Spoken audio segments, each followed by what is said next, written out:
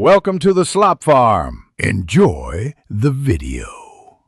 You begin by confirming fuel and regulator integrity because consistent pressure prevents sputter and uneven heat. Once the cylinder is secure, rinse 1 cup dal and soak for 15 to 30 minutes to shorten cooking time and reduce splitting.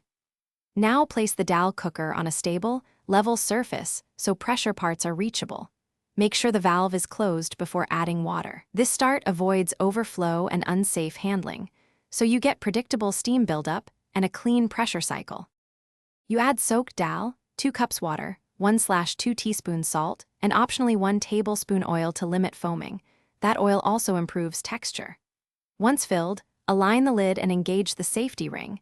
Inspect the gasket and pressure release for leaks, because a proper seal drives even pressure.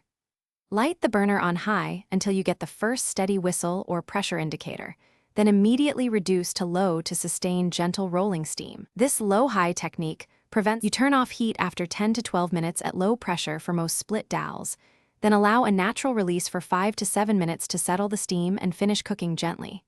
Once safe, open the lid away from your face, stir and gauge thickness.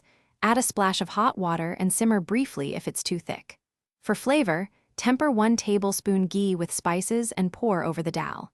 If pressure won't build, check gasket seating and fuel flow as a primary troubleshooting tip. Thanks for watching. Consider subscribing if we helped you today.